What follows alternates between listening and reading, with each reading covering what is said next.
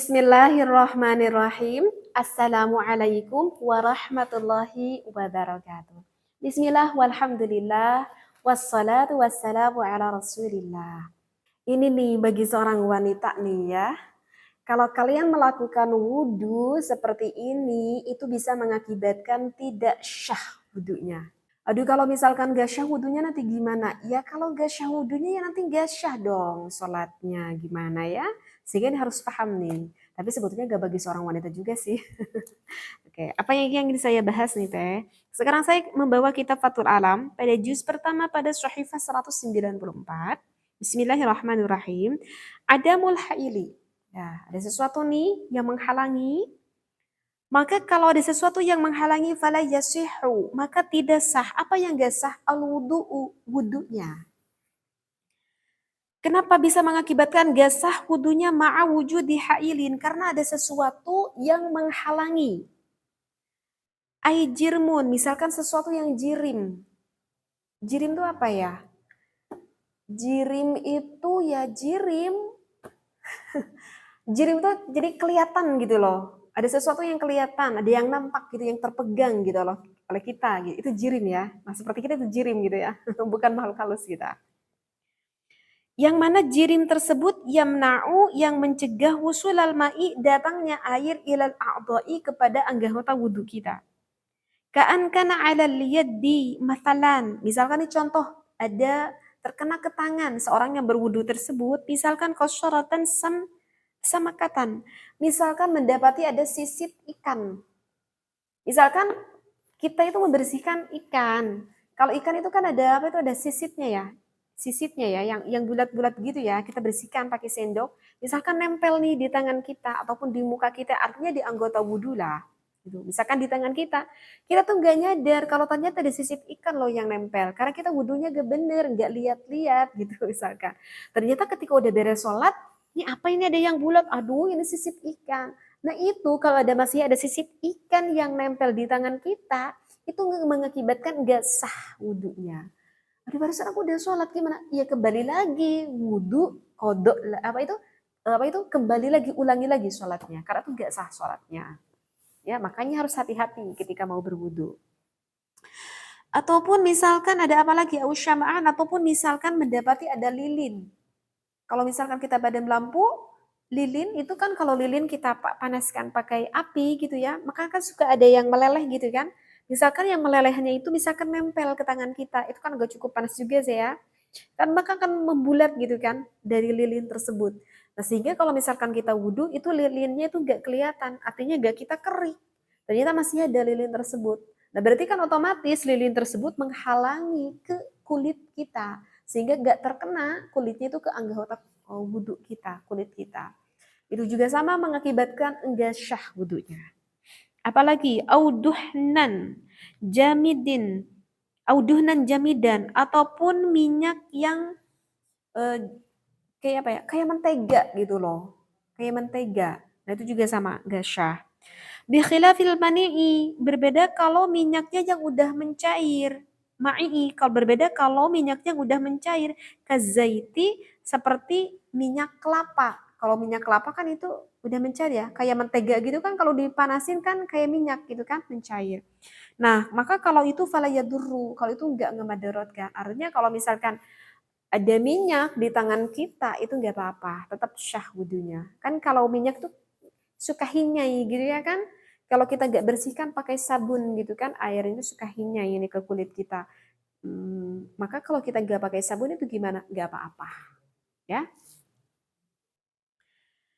Li'annahu karena sesungguhnya minyak kelapa tersebut la yamna'u usulal ma'i ilal udwi. Karena minyak kelapa itu tidak menghalangi datangnya air kepada kulit kita. Alasannya itu seperti itu. Terus apalagi nih ainu habrin kayak mangsi, kayak tinta dari ballpoint gitu. Itu juga misalkan apa itu bocor kayak tip X gitu misalkan tip X gitu. Ada putihnya masih ada di tangan kita ini yang masih belajar yang masih sekolah kita wudhu tapi di tangan kita masih ada tip X warna putih itu enggak syah wudhunya. Ataupun apalagi ya kayak tinta misalkan tintanya tumpah gitu ke tangan kita itu enggak syah. Kecuali kalau asarnya, asar itu apa? Tapaknya, sisanya, sisa tapak warnanya. Misalkan tinta itu ya bahe gitu karena pandangan orang gitu ya. Ya kita bersihkan, kita harus bersihkan dulu sebelum kita wudhu, maka itu suka ada bekasnya kan, ada bekasnya masih ada sisa warnanya, itu yang dinamakan dengan asar. Kalau masih ada tampak asarnya itu enggak apa-apa, seperti itu ya. Eh, Kalau wanita itu suka pakai itu tuh, apa itu, di kuku itu, kitek ya, oh ya kitek, itu kitek enggak syah ya. Kalau wudhu pakai kitek itu enggak syah wudhunya. Karena kalau kitek itu tidak menyerap ke dalam kuku, tidak menyerap. Berbeda dengan pacar. Kalau kitek itu kan cuma nempel di apa itu di atas kulit, di atas kukunya. Sehingga kalau perempuan berarti nggak boleh pakai kitek, ya boleh-boleh aja pakai kitek, tetapi memakai kiteknya itu adalah ketika wanita tersebut lagi haid gitu. Kalau lagi haid itu nggak apa-apa karena kan nggak sholat sehingga nggak membutuhkan wudhu. Tapi kalau misalkan kita suka sholat ya lebih baik jangan pakai lah. Ya andai pun mau memakai kitek ya ketika nanti mau sholat ya harus dibersihkan. Agak repot juga ya. Setiap mau sholat dibersihkan, setiap mau sholat itu dibersihkan. Jadi kalau mau pengen banget gitu biasanya anak perawan yang suka cementil gitu ya ketika haid aja dipakainya. Kecuali kalau pacar itu boleh. Kalau pacar itu menghalangi kulit enggak, menghalangi ke kuku enggak, sama pacar juga. Kalau dulu itu kan pacarnya kayak daun gitu yang masih hijau. Kalau sekarang kan bentuknya udah beda lagi ya. Pacar itu sekarang bentuknya udah cair gitu ya. Kalau suka ada oleh-oleh gitu yang pulang umroh, pulang haji ya, itu suka dikasih pacar gitu ya. Nah, maka apa itu memakai pacar itu kan masih ada gitu ya, zatiyahnya masih ada. Jadi kalau misalkan wudhu, zatiyah pacarnya masih ada, itu juga mengakibatkan enggak syah gitu. Maka kalau udah memakai pacar, kita bersihkan dulu dari kuku-kuku kita bersihkan dulu. Maka akan tersisa ada asarnya. Asarnya tapak tadi. Asarnya apa sehingga berubah menjadi warna orange apa merah gitu ya, seperti itu. Nah kalau itu enggak apa-apa karena itu sudah berubah menjadi asarnya, menjadi tapaknya, mencek orang Sunda mah gitu ya. Difahami di sini ya. Nah ini nih yang terakhir nih yang tadi saya katakan ini dikhususkan bagi seorang wanita. Bagi seorang wanita apa nih? Bagi seorang wanita ma tudhanu bihin nisa'u, misalkan seorang wanita yang senang sekali memakai kosmetik, yang berias, berdandan, hawajibahunna, misalkan di halisnya kayak saya sekarang ini ya, wa yusammunahu ataupun memakai pelana di pipinya, til khututi yang pakai garis-garis, fayamna'u sihhatal wudu'i, maka ini dikatakan tidak sah wudunya malam yughsal ya, karena ada sesuatu yang oke. Saya nggak baca semua referensinya tapi saya insya Allah udah terbayang. Jadi itu yang terakhir yang ingin saya terangkan. Bagi seorang wanita, tapi kan sekarang tuh banyak laki-laki juga yang berdandan. Terkadang saya juga suka lihat itu apa di TikTok ya, yang jualan kecantikan. Ternyata itu laki-laki yang pakai kosmetik, Masya Allah. Ya pokoknya intinya mau laki-laki mau perempuannya sama aja. Kalau misalkan pakai kosmetik gitu, ya contohnya seperti sekarang saya ini karena saya termasuk wanita yang senang sekali berdandan, merias muka saya gitu ya. Ya tahu memang saya senang aja gitu dari kecil gitu. Nah, itu kalau wanita mau melakukan wudhu, itu sebelum wudhu tuh harus dicuci dulu gitu loh mukanya. Pakai sabun bahkan. Iya, pakai sabun. Jadi kalau misalkan terkadang saya menemui kalau misalkan saya lagi di perjalanan, kemudian ke toilet umum, berwudhu gitu, terkadang masih banyak gitu wanita yang sama merias mukanya sama seperti saya seperti ini gitu ya.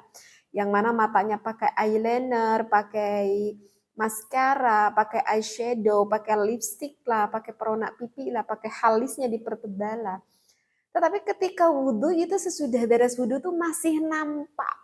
Bibirnya masih merah, eyeshadow-nya masih coklat kelihatan gitu ya. Di matanya masih ada eyelinernya yang hitam. Di halisnya juga masih ngejedik ada hitam.